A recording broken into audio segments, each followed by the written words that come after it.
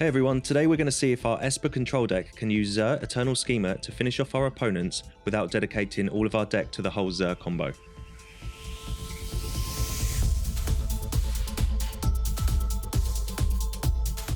So this deck contains a lot of 1 and 2 ofs. It's basically an Esper Control shell with the Zur and Leyline Binding combo. Zur Eternal Schema is a 3-cost 1/4 that says all enchantment creatures you control have lifelink, hexproof and death touch, and that for 2 mana you can turn a non-aura enchantment into a creature. To back up Zur, we play a few enchantments to leverage its ability. Firstly, Leyline Binding, a 6-cost enchantment with flash that exiles a target non-land permanent until it leaves the battlefield. The spell costs X less to cast where X is your domain. Although we play Esper lands, we do have a couple of tri-lands that give other basic land types to reduce this cost, but I opted not to go too crazy as we want Zur as a finisher later in the game rather than an aggressively attack with a 6/6 on turn 4. Other enchantments that can be turned to creatures are Wedding Announcement, our all-star 3-cost enchantment that makes 1/1s for 3 turns before flipping and giving all creatures +1/+1, and Spirited Companion. In itself, it's an enchantment creature, so it works off Zur's static ability well. The 2-mana dog draws a card on ETB2. The rest of the deck is mainly to control our opponents, but we have some neat little combos too. Firstly, a copy of Raffine, which makes an attacking creature connive for X, where X is the amount of creatures attacking. This paired with Sheoldred means we get some extra life when conniving. We've got an Obscura Interceptor, which has flash, and when it ETBs, it connives, and when it does, we get to return a spell back to its owner's hand. Urtai Resurrected is a 4-drop that has flash, and when it ETBs can destroy a target creature or planeswalker or counter a spell. Opponent does get to draw, but Sheoldred is perfect card to have in play at this particular point as well. Void Rend destroys a target permanent and can't be countered, which is great for dealing with trespassers. We're playing Meathook to clear the way of creatures and get some incremental life gain throughout the game, and Denick as a 1-off, which just stops cards in graveyards being the target of spells or abilities. Resolute Reinforcements is a nice card to play if you're holding up counter magic and there are no targets. Flash this in and get 2 1/1s. Planeswalker wise, we have a Wandering Emperor as another flashy threat, another way to help close out the game, and Kaito Shizuki, a card I think goes a little under the radar as it's a great card draw engine if left unchecked. Interaction wise, Cut Down, Fateful Absence, and Rona's Vortex to bounce things back to their hands.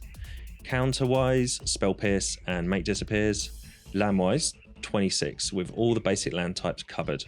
Hopefully in the deck we have something to deal with most scenarios we find ourselves in until we get to deploy Zur and close out the game. As always, if you want to see more, please subscribe to the channel and stay watching to see how we performed against our opponents. Alright, opening hand, and I mean this is pretty good. A couple of Sheoldreds, Kaito, no early interaction, but let's hope we just get to turn number 3 and start throwing down some of our decent creatures here. So Arena seems to be having some kind of sound issue for me today. I have my settings up, but the audio keeps cutting in and out, so apologies about that. There's not much I can do as we draw Resolute Reinforcements. So we can hold open a counter spell here, and if we have nothing to counter, we can just play the Resolute Reinforcements like that. First game here, I'm just testing out the mana. I just want to make sure that I hit my land drop. So we're just in the play queue here for the very first game. Drew a Void Rend, so we'll just keep some aggression with these 1/1s and yeah, just wait for the opponent to do anything. 2 Sheoldreds in the hand mean we can afford to probably play one. If it gets countered, it gets countered, but not really sure what the opponent's doing with their 4 open mana. As the opponent plays Jewel Thief, creates a treasure. Again, the sound effects seem to have disappeared completely now. So I'm not really sure if that's a bug with Arena or my game, but all the other games seem to be working just about okay. We've continuously dropped lands, which is great for this deck, and we can just get in there with Sheoldred here. Obviously in the play queue, do find that the decks we play up against may not necessarily be the strongest that we face on the ladder, but we can only play the game against whoever is put in front of us. So Sheoldred here, pinging our opponent for 2 as they draw a card. And we got Kaito down that last turn. So Kaito and Sheoldred is pretty cool together. That means we gain an extra 2 life each turn. Opponent is going to draw 2 cards there from a spell and take another 4 damage from Sheoldred. So I'm not really sure. I really don't know what we're up against here as they play the Sky Turtle to bounce our Sheoldred. So the timing wasn't particularly great there. As we draw Leyline Binding. So obviously we're not playing too many of the tri-lands. I think we've got 2 in the deck that are off our colours. We're not using Leyline. I don't want to play Leyline on turn 2 and attack with it on turn 4. I mean, that's a great start if you can do that, but you have to dedicate so much of your mana base to doing that. And I'm not really sure at the moment it's the best way to deal with our opponents if you're playing with Zur. So just trying out this slower approach. As we get Kaito here to make a 1/1. And there's Hullbreaker Horror. Yeah, my bad here, trying to counter it. Totally forgot it can't be countered. It doesn't matter anyway, as they're pretty much dead on board. And opponent scoops it up. So yeah, seemed to be okay. Let's move to game number 2. Alright. Sounds jumps back in. Opponent on Azorius here.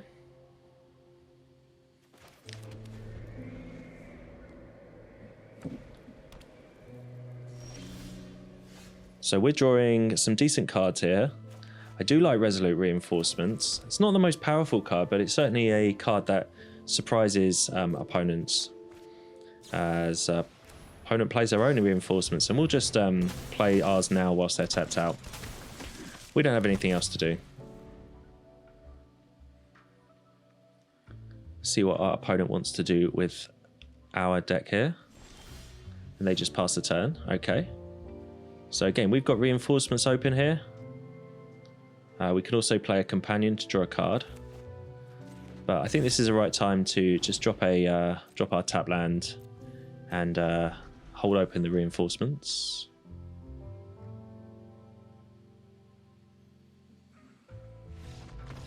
And opponent scoops it up. Not sure why, but we take those. Our hand was pretty good anyway, but moving on to the next one. Alright, so next game we are on the play with a very keepable hand here. We can lead with our tap land as opponent plays an island.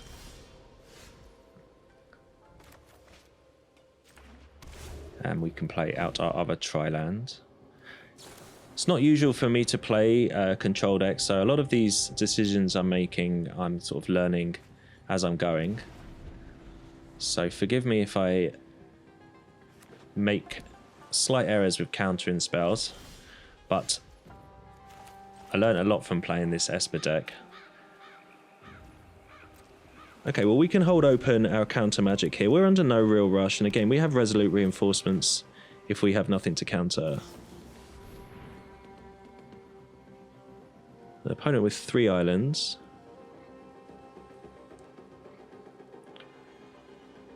Would they want to counter this spell? It doesn't do too much, but it's definitely showing us that they do have something in their hands.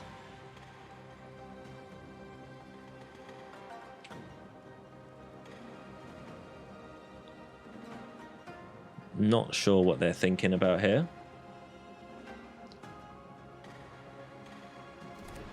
They decide to let it go. So if their deck is just full of counter magic, then these 1/1s might get a little bit of chip damage in. They've clearly got a counter spell. So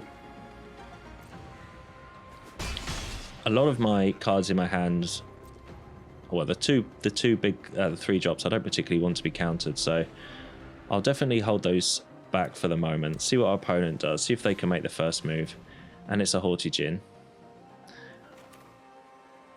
So we can make that disappear, and it does show us what the opponent's doing. So Haughty Djinn deck, I think it's just a mono blue deck with a whole bunch of counter spells, draw spells, and the Djinns. So it's 4 creatures, and they sometimes play the Tolarian Terror as a 5th creature. So if we can just keep on top of these Djinns, we should be alright. So we can jump in with the 1/1s here. And with just the 1 mana open for our opponent, there isn't a much they can do for our Kaito. I mean, they could Spell Pierce, which we could pay. So this resolves. Now this is great because the 2 1/1s are going to enable us to hopefully draw most turns. And if we ever do minus Kaito, having an unblockable creature out there is pretty decent. And there's the opponent's Haughty Djinn. Now, not much we can do about that whilst it's on the stack, but we can go to cut it down as it's just a 1/4. Now, opponent here, yeah, they counter my spell, and I go to counter theirs, which adds an extra card to the graveyard, meaning mine is fizzled. So it's a slight misplay on my part there, but I'm not too worried about it. I did also forget that Haughty Djinn reduces the cost of instants and sorceries by 1, so opponent was able to play Make Disappear for just the 1 mana. Anyway, we get to drop a Spirited Companion. We kill the Haughty Djinn with our Urtai Resurrected. Opponent did draw through that, but that's 2 Djinns down, and here comes the 3rd. We've got Eiganjo in our hand, which is great. An uncounterable spell base, or an uncounterable channel ability. Now, opponent can always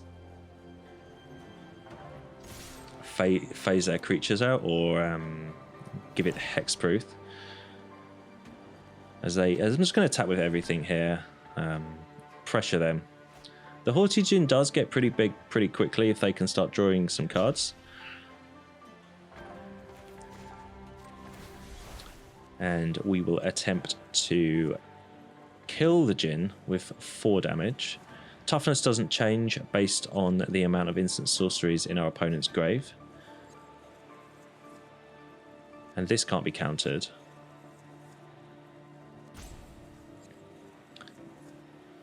Let's see what our opponent does here. Even if they do manage to deal with this Eiganjo or save their Djinn, they're still taking 5 damage from the other creatures here. And that does put them down to 9. And as you can see, we do have Sheoldred in our hand, which is going to be great for their card draw spells. Okay, opponent phases out our creatures. They do lose their Djinn, so that's 3 down. Our creatures still attack, so Kaito gets to uptick. And opponent scoops it up anyway. On to the next one. Alright, game number 4. With a nice hand. No counter spells or removal. But we do have our Raffine and Zur. Again, drew 2 Sheoldreds. Seem to always draw a Sheoldred every time we play a game. Opponent with Phyrexian Missionary. Okay. It's a 2/3 with lifelink. We get to play Dennick here. So now our graveyards can't be the targets of spells or abilities. Basically, our graveyards get Shroud. Okay, opponent with Raffine. Now we see what they're doing. So one of the great counters to Raffine and a whole bunch of creatures on the board is Sheoldred. So the quicker we can get Sheoldred down, the quicker the opponent can start taking damage basically from drawing their cards through the connive triggers. So that's our plan here. However, in the meantime, we do have our own Raffine.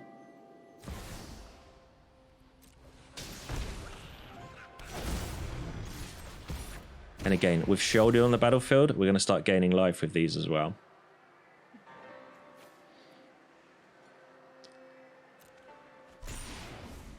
So we get to attack here. Probably should have discarded one of my Sheoldreds there instead of the land. I think my understanding was if we were to play Sheoldred and it got removed, at least we had a backup. But I think killing this missionary would have been pretty good, although they probably wouldn't have blocked. Anyway, opponent attacks again and gets to connive twice now. And putting it on the conniving onto the Phyrexian missionary is giving the opponent 4 life back.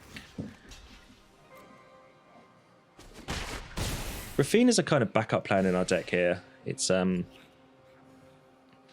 Raffine Sheoldred combo. I really quite like it. I want to explore that more often. As we draw another land, I don't want to take too much damage, so I play the Otawara as I don't want to take any more pings from this Adarkar Wastes if I was to play that. His opponent plays an interceptor as we're trying to play our Sheoldred.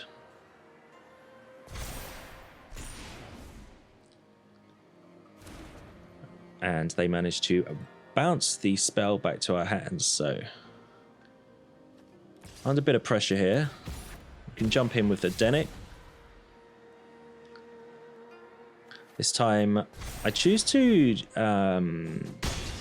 connive away my Sheoldred. Hopefully the opponent doesn't think I've got a second one in my hand. So that was my idea here. As they go to kill our Raffine and attack with everyone. So this is a lot of damage coming through and a lot of life gain as well for our opponent.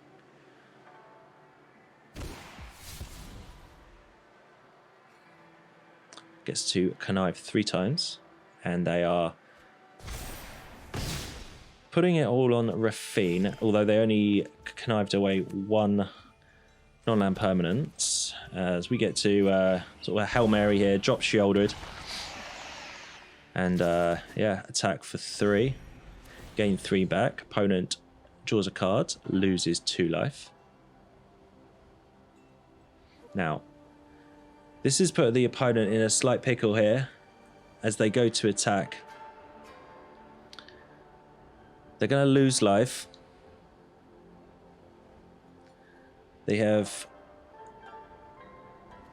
currently at least 6 getting through to us, and if they were to connive 3 non-creatures onto their... So if they were to connive on their Raffine here and put 3 more +1 counters on it, that's 9 damage coming at me. They're not certainly going to be drawing enough cards to die this turn, so opponent just, I think, needs to attack all and target their Raffine, really.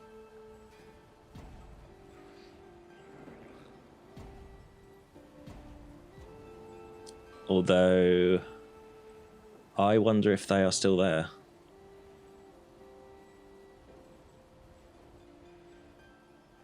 Opponent.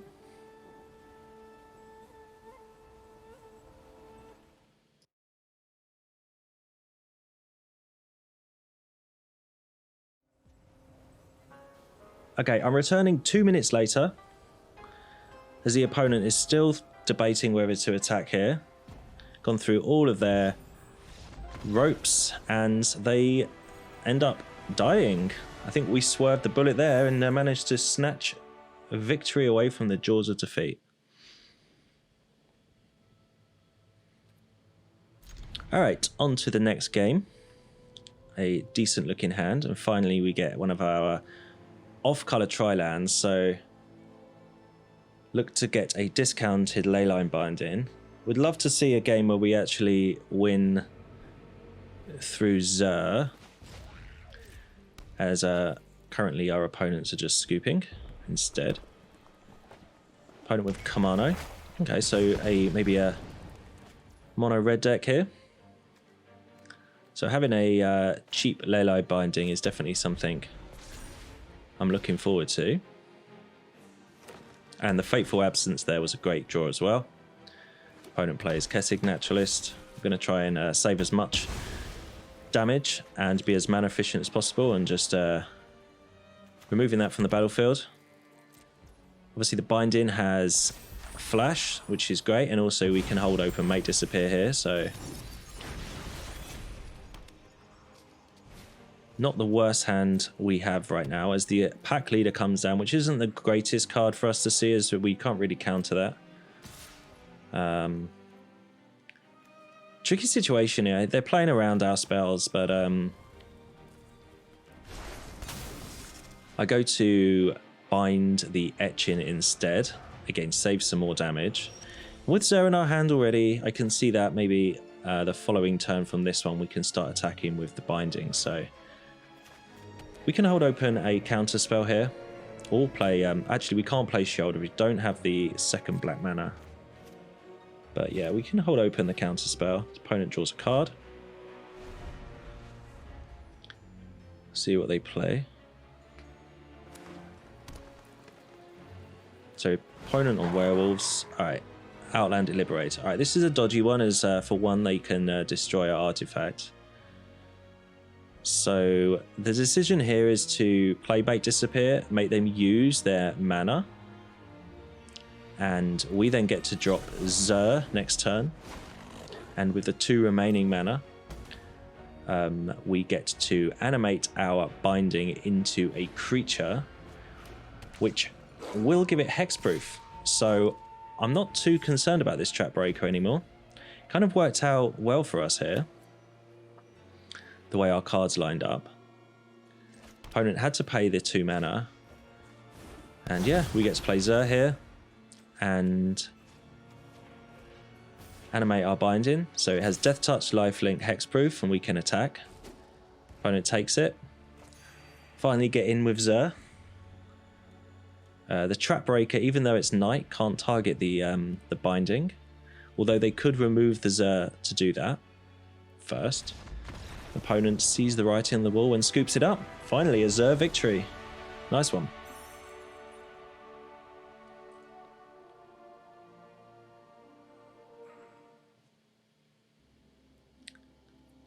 Alright, on to our next game here. And yeah, our hand looks okay. Do like the reinforcements. Probably may want some counter magic here, but I was nervous about mulling on the play, because our hand can't get too much better, but it can certainly get a lot worse. So we get to play our Raffine's Tower tapped here and draw an island.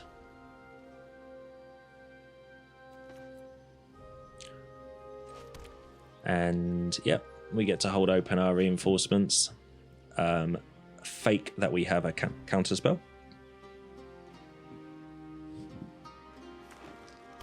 Opponent with this second forest and the Beast Caller. Alright, so maybe mono green. Aggressive deck. So our hand looks pretty good to deal with that. Denick is not something that I think is going to come in too useful in this game. This card is really in it for sort of Reanimator, nerfing, or stopping Trespasser from targeting graveyards and picking off more damage. Opponent on Gruul, it seems, and they get a squee down.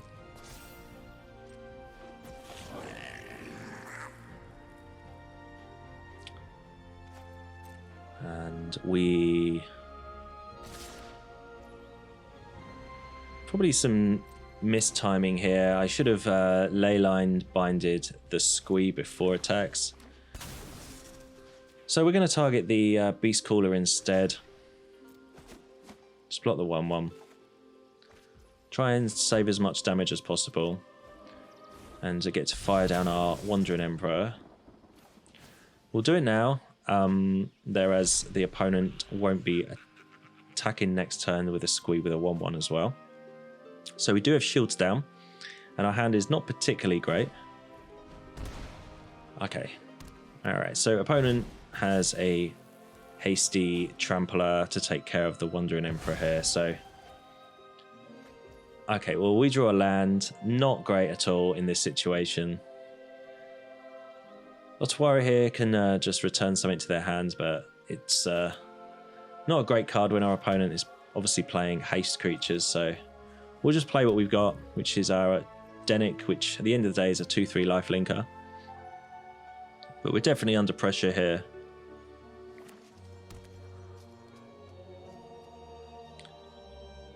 Not sure what else we could have done really from the beginning.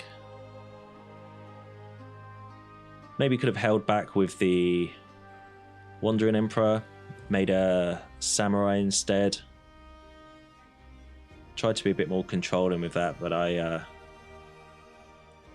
didn't think about them having this 3/2 haster as opponent plays a Wovenwild Oddity, another haster, this time a 4/4. So we'll just bounce that back to their hand and hope for the best, really. But yeah, this game's not looking too good for us. We do get to block here. The Denic's not going to be too useful otherwise. And Kaito... I mean, it's a good card, but in this particular situation, it's not great.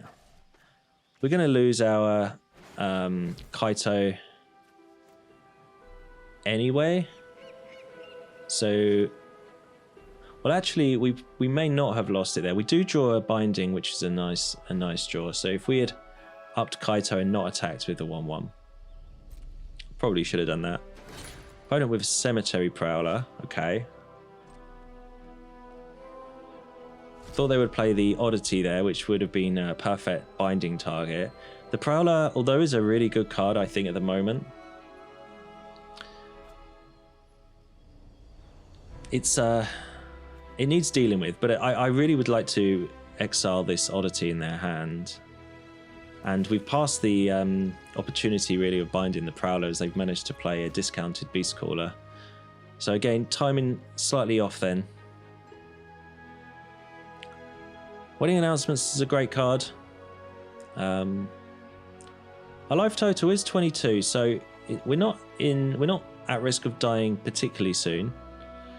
We'll get Shizuki up to a 5. At least it can survive the Odyssey if it attacks it. Even though we just drew and discarded immediately.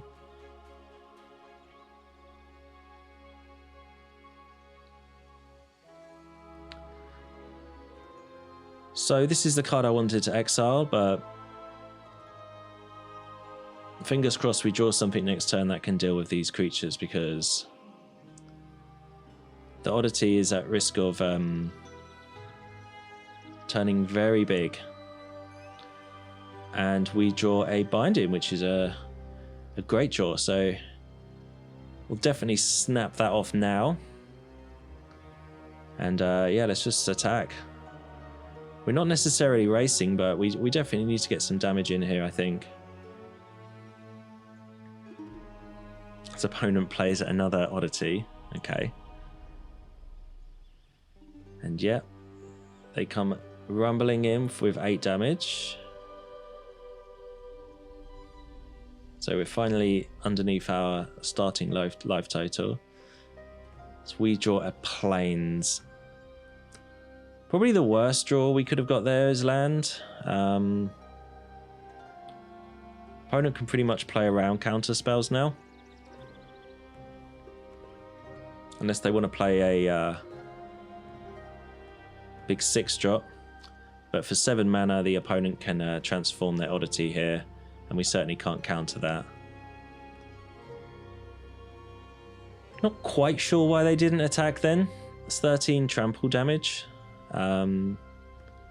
We could have easily drawn a removal, but we just drew a Spell Pierce, and opponent with more hasty creatures. This time the Yavimaya Ironclast. And yeah, we're pretty dead here. Opponent plays a Kamano. Can't even counter that, really. We could play both our counters, but... So... The audio seems to go weird again in this particular game. Definitely not my PC. It's definitely Arena. Debating whether to block the Beast Caller and hope we draw a removal spell for the Oddity next turn, but yeah. Opponent with Lightning Strike. Here's a target we can counter though, which is nice. We do take 14 down to 2 as we draw a land. All right, so they had us. I'm not sure if we played that game absolutely correctly, or even if we had played it differently, we would have won it anyway. Too much haste for us, and yep, we die and move on to the next one.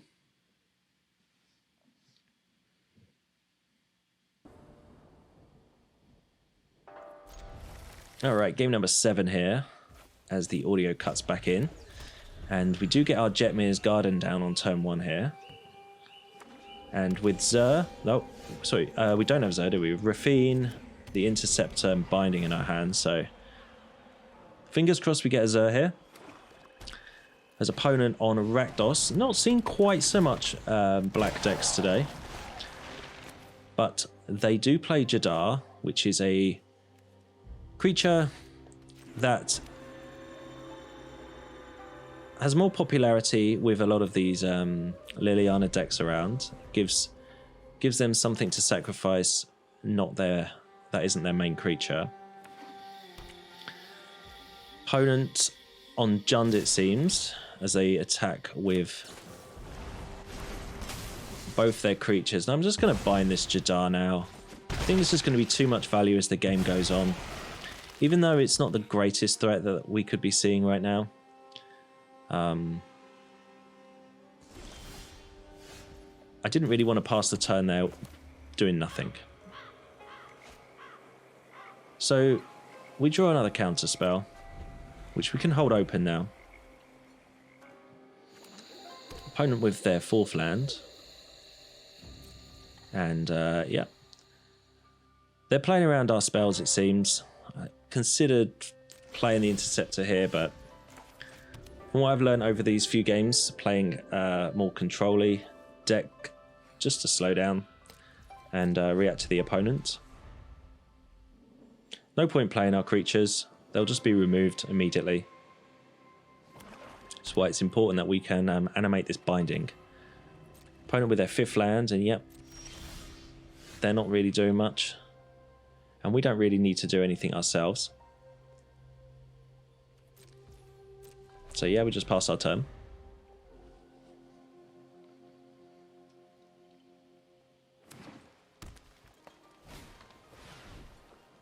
Opponent with Fable. Obviously something that I don't particularly want on the board, but I certainly don't want to put it back in their hand, and I don't want to spend 2 counter spells for this particular card.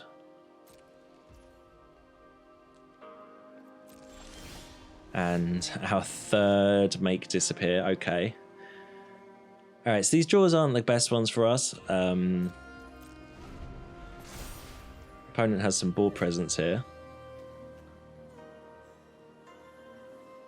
Maybe we've been a bit too passive with what we could be doing, but if they are a Reanimator deck here, it's really important that we can get Denick down and get it to survive. Alright, opponent with Shakedown Heavy here. Now, I think this could be a good Interceptor target. Put it back in their hands. If they want to replay it again, let them do it. We need to start making some moves ourselves. Otherwise, we're just going to get killed through incremental damage as the game goes on. So, opponent gets in with their 2/2. I'm not blocking that. So we draw a Rona's Vortex, which is a great card, I think. I love these kicker cards that give you the option to play them later in the game for more value.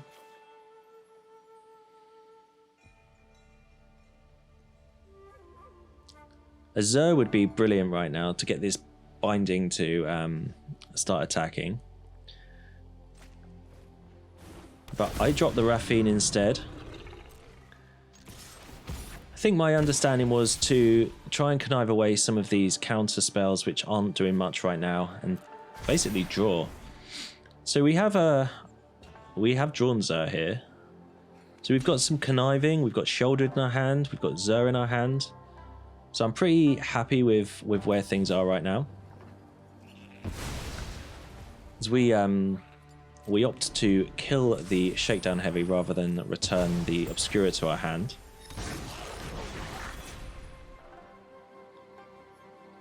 Shakedown Heavy is too much card draw, I think, for our opponent. I don't really want to be taking 6 damage every turn. Especially now we've drawn our Zur. So we just need to find an opening to get that down and start attacking with this binding. We also need to make sure we have enough creatures on the battlefield in case Liliana drops. Something to sacrifice that isn't our binding or our Zur. This opponent plays Obnixilis and they play it with casualty, so you get a second copy. Certainly not necessarily what we want to see by now, but it's not the worst card in the world to have on the battlefield. Opponent opts to not make a devil and just get straight in there with uptick him. I'm just going to take the damage here, but still on 17, so the longer the game goes on, the better I think our chances are.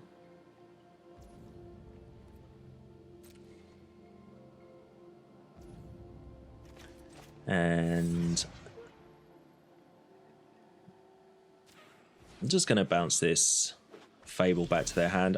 Yeah, they can replay it, but it would be worse next turn if they were to play a big creature or just anything really and start creating copies, especially if it's like a Harvester or something.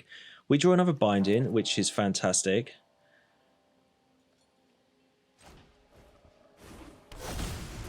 We also are playing Zur this turn. I mean, this is relatively risky into open black mana, but we absolutely need to start doing something here. And we go to attack the Obnixilises, so with the Connive ability, hopefully we can discard 2 non-land permanents, which allows us to kill both Planeswalkers. Need to get rid of 2 cards in. Let's just get rid of the Make Disappear. It's not really doing anything in our hand. They've got so much mana. I definitely want to get this Dennick down. So I like our board right now. Ziatora drops. A card we haven't really seen much of so far. And there's the Fable. And yeah, I mean, our hand looks pretty good here. Ziatora so I think you get to sacrifice a creature and it does that much damage to any target and create 3 treasures, but we get to Leyline Bind the creature and could just attack here. I'm deciding whether to bind the Fable whilst they're tapped out, or even the 2/2 and just get as much damage through as possible. We can't target our bindings, I don't believe. I think they will have summoning sickness. Correct me if I'm wrong there, but just attack with as much as possible. Let's get the Zur out of cut down range.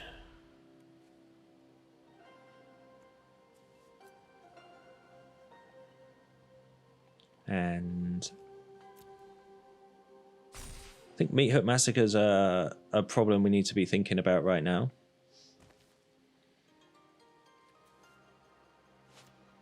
But yeah, we get to throw down Dennick in case they have a reanimation spell. Fable triggers.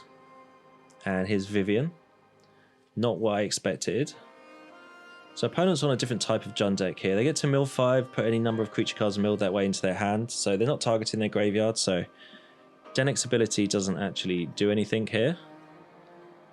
And they have a Sheoldred, Concealing Curtains,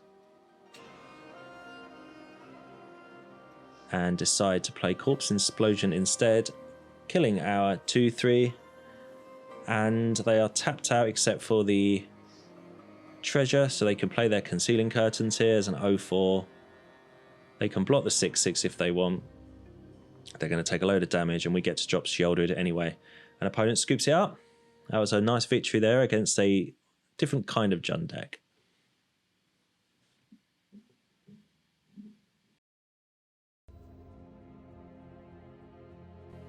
So all in all, this is a fun deck to play. If we draw the right cards at the right time, we're pretty golden in this, but we do get overwhelmed with 1 and 2 drops if the opponent does have a low curve. Control-wise, I think Esper is the best so far, and Zur is a great way to close out the game. More Raffines would also work well. When I played this deck in the first few days of Dominaria United, I got beaten a lot by Farewell, so I'm glad these are few and far between, and we get to use Leyline Binding without too much worry. Anyway, as always, thanks for watching, and I'll see you again soon.